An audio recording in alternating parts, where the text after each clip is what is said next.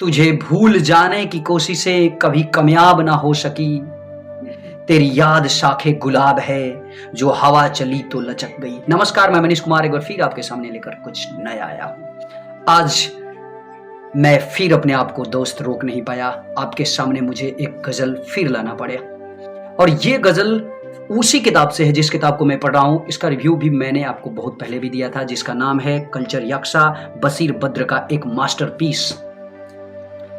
तो आज हालांकि मैं अपने आप को कोशिश करता हूं कि मैं आपके सामने कुछ नया लेकर दूं, लेकिन याद रखिएगा, आप जिस तरह की सोच लेकर उठते बैठते सोचते खाते पीते हैं, वैसा ही आपका दिमाग भी काम करेगा। आपके दिमाग में वैसे ही सोच आएंगी।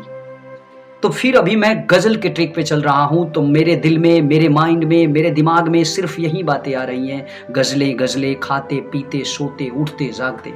तो मैं क्या कर सकता हूं? ऐसा नहीं कि मैं नहीं रोक पाता, मैं रोकता हूं, लेकिन उस खास में से भी कुछ खास चीजें ऐसी होती हैं जो मुझे मजबूर कर देती हैं आपके सामने लाने पे। और फिर इसमें हर्ज क्या है दोस्त? ये तो पढ़ने वाली चीजें हैं, आपके सामने भी रहेंगी तो इसमें कोई समस्या उत्पन्न नहीं होने वाला। तो इसलिए आप ऐसा मत सोचिए कि सिर्फ एक ही चीज आपको बताता हूं।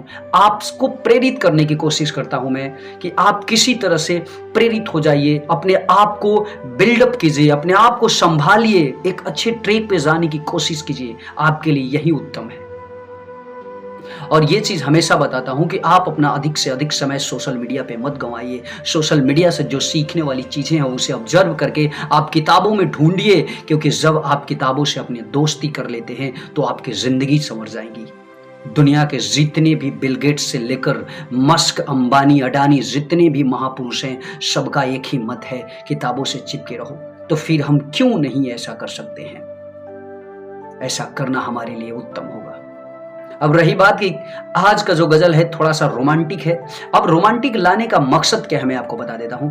रोमांटिक चीजें लाने का मेरा मकसद ये है, कभी कभी ऐसा होता है कि आप अपने मंजिल पे जाते हैं, आपके आसपास में कुछ ऐसे सुंदर नजारे दिखाई देते हैं कि आप अपने आप खो करके उसके बारे में सोचना शुरू कर देते हैं। फिर आपको सब्र नहीं होता, ऐसा लगता है कि नहीं, इससे तृप्ति आपको मिले, इसके बारे में सोच रहे हैं तो काश इसके बारे में कुछ मैं देखूं, सुनूं, पढ़ूं।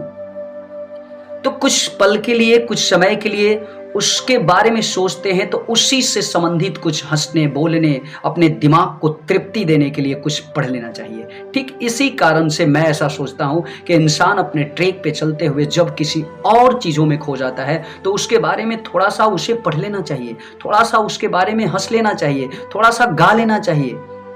इससे क्या होता है कि उसे तृप्ति मिल जाती है, सब्र मिल जाता है कि चलो मैं जो सोच रहा हूं वो हो गया, और फिर आगे अपने ट्रिक पे चलना चाहिए। यही हमारा धर्म होना चाहिए। अगर हम ऐसा सोचेंगे तो हमें कोई दिक्कत नहीं होगा।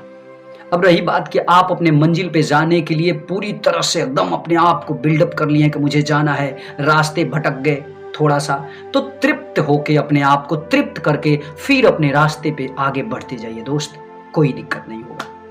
ऐसा ही हुआ, कभी कभी आपके ख्यालात में ऐसे चीज शामिल हो जाते होंगे, जैसे इस तरह की गजलें आपकी तृप्ति दिला सकती है। मान लीजिए आप भगवान के बारे में कभी कभी अपने ट्रैक पे चलते हुए सोचने लगते हैं, तो कुछ भगवान की भजन भी गा लीजिए, सुन लीजिए, पढ़ लीजिए।